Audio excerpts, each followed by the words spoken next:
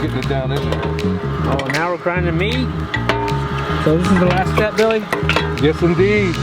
Yes, indeed. All right, today is day 2 of butchering our 2 pigs. Yesterday, we butchered our 2 Berkshire pigs. They were 8 months old. Okay, we'll take this over there. And overall went really well. If you have not seen that video, I'll put the link down below. Now that they've been in this portable cooler overnight, it's time to piece them out and package them and put them in our freezer. Which side are we going to put down? The ribs. We're going to lay it just like this on the table. Roger that. Okay, let's throw them up there. Just like so. Now, in addition to all this, we're also going to need, this is going to sound crazy, a butter knife. Yeah, we're going to need a butter knife. Okay, I can go get a butter knife. Is that what you need? Yeah, we're just going to need a butter knife. Let me kind of get into the philosophy. I'm going to teach this like I would any other class.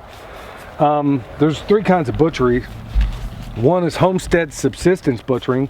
Another is butcher shop butchering, the stuff you see in a high-end butcher case. And the other kind is the stuff you would see at very high-end restaurants. Now, the lines over the last 3 to 5 years have become very, very blurred, and I'm not a big fan of it.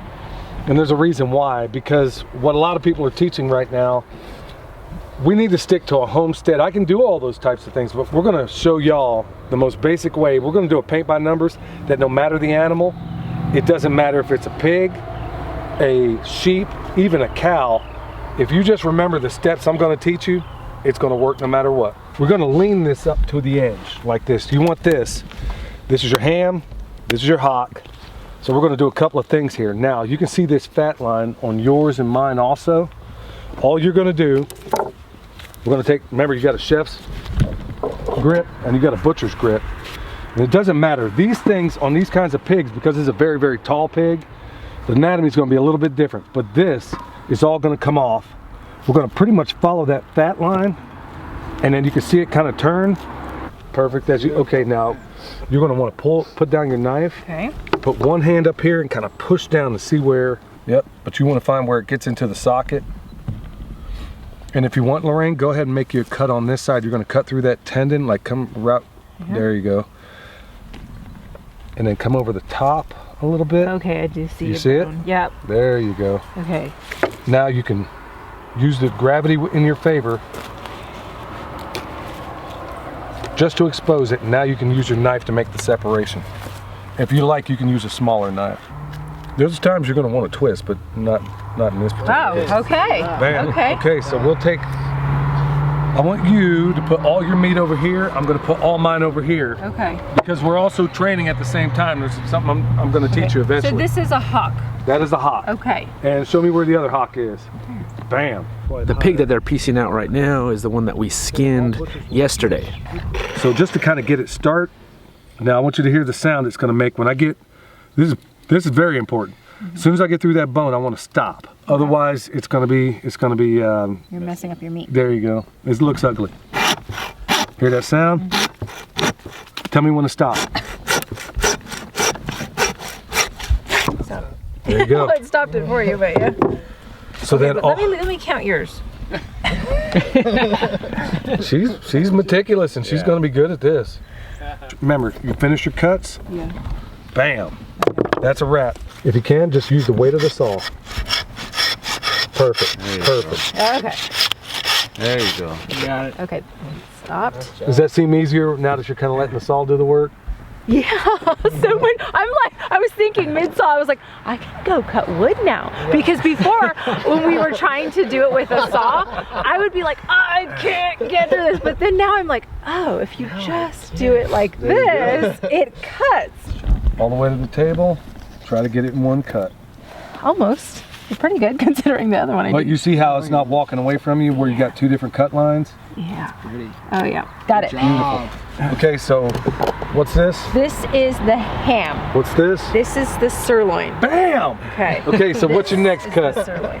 Okay, so these are our primals, right? Boston butt, picnic ham. What are we calling this? Loin. Belly. Ham. Sirloin. Right. Hot. Technically, sirloin isn't it would actually be part of the ham, but I'm breaking it down. Yeah, that's good. So if you stand back, you should be able to see this entire animal. What are you doing, Ben? Right now I'm cleaning up Oh, this I think I cut a piece of bone in there. rib side of the pig that we're not. These are basically spare ribs, I think. And I'm taking off the extra meat to put in the brine bucket. What was behind there, Ben? Behind here, Yeah, what were the, what was there's the name of the cut? That was the picnic ham and the Boston butt. Bam! That's my dog. I was listening. Okay, Randy, you want to do this other? You want to do this tenderloin? Yeah. This is y'all. This is where we start putting foot to butt, getting this thing done. What are you doing, Ryan? Let's see, cleaning up our beautiful tenderloin. Look at this, man. Look at this. Mwah. Not actually going to kiss it because this is your. I didn't kiss it. No, I didn't kiss it. Basically, what I'm doing is I'm cleaning it up, cutting off any blood meat that we might have on it. Also, any silver skin. If you look right here in the light, you see this iridescent, beautiful, very beautiful looking texture on the meat. We're gonna cut that off. That way it can look more like the actual meat. This will allow for the meat to cook a little bit better.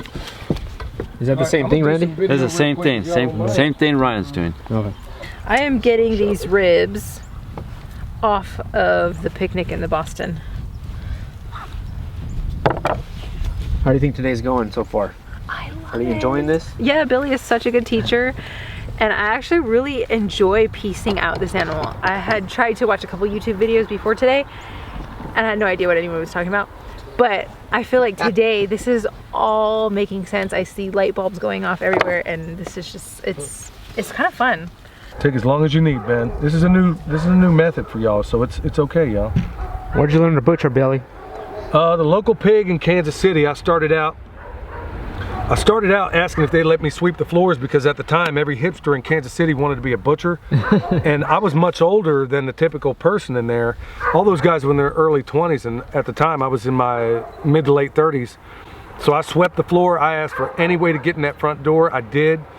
And then finally I was pretty happy when, you know, they started showing me little things like how to start with a ham, how to take the bone out of it. Then they give me something else. And then finally when they saw that I was motivated and also I was working for free, they were like, okay, dude, I was taking off time from work to come in and butcher.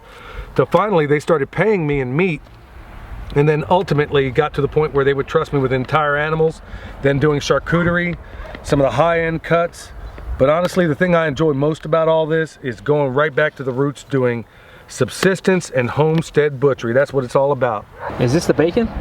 No, that's your ribs. This is ribs. This is the bacon. This is the bacon. So how do you think it all went this week? Or yesterday and today? 2 days. Yesterday was a lot. It was a lot. It was all good. It was all learning. I'm excited that we know how to do this. We could do it again. Today for me was fun and exciting because I feel like I learned a new skill. Piecing out a pig was really fun, and I have something I wanted to learn because I know how to do a chicken really well. This is the peritoneum. This is a silver skin, a lot of people call it. Your ribs will be very, very chewy, and there's places that leave it on there because it's just, I don't know, I think it's a lazy technique, but I take all this stuff off. So there's part of it. Yeah. This will make a good dog treat. Charlie would dig that. You can dry it out, but I left some on here, so Randy, all you'd have to do is get all that up. You'll be glad. I'll give you that and the butter knife and this. We're gonna do it with all of our ribs. We're gonna do it on the front end. So when you pull them out of the freezer, you ain't gotta be dealing with any of this. But now, when I look and refer back to my butchering books, I can know exactly what they're talking about because a couple days before this day, I was watching YouTube videos and looking at my butchering books. And I was like, this makes no sense. I have no idea what you're talking about. But now I feel like Billy is a really good teacher. Now I can refer back to my books, refer back to maybe video that we took, and do it again. So I feel like I learned a new skill. We got a lot of cuts. I'm excited to learn how to cook all of them and eat this. Somebody might want to hold both sides of that because it's gonna walk on you. Yep. Look at that. Community is so great. I'm so thankful for all of our friends that came out and helped us, and my parents as well. So it was a good day. Perfect. wow. To the table. Perfect. Okay. I'm the bus boy today. Just kind of seeing whatever the guys need or Lorraine needs. I mean, we're able just to, I mean, this is a giant refrigerator, you know? Like, we can put everything in here, and it's just right here, right next to us, butchering. I mean, we just raised the pigs right there, right next door, and so now they're here. You could leave those bones in there. Here's why on a homestead level, I strongly suggest, when I talked to Jason about this from the beginning, this is what I strongly suggested.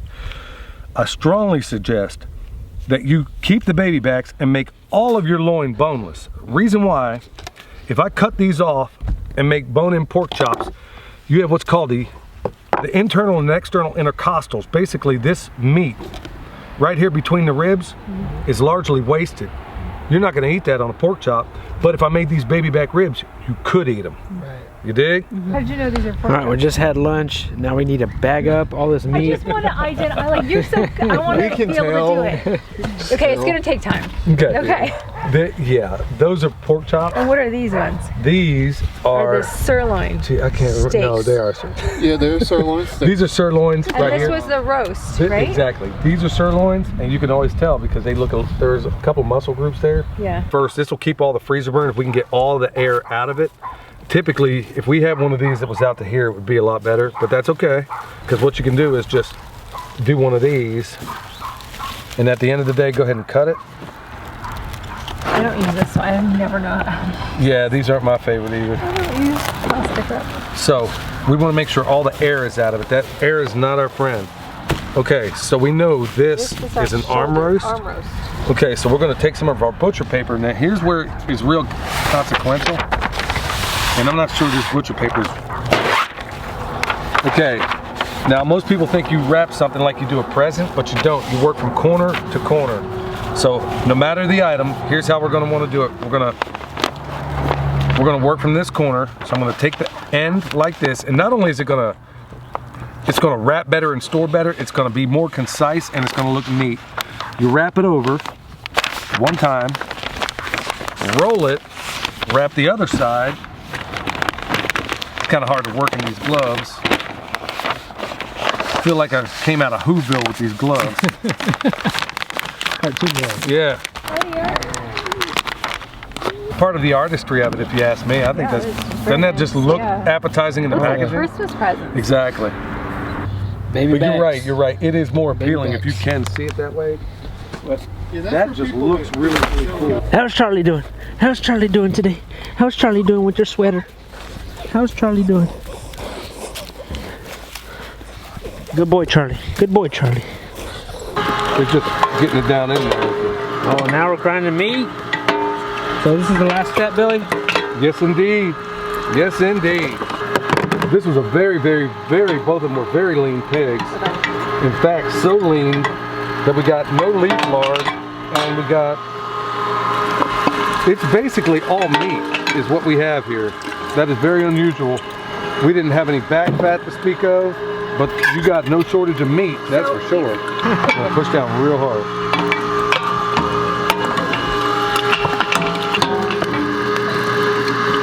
All right, guys. Man, 2 6-hour days. Yesterday was about 6 hours. Today was about 6. Long days, but we got it done. That's the bacon here that we still got to cure. We have ground pork here. This is some ham that we're curing some ham. We're gonna try it out. Might as well. We have a half a hog in there, plus 2 pig heads. That's ground also.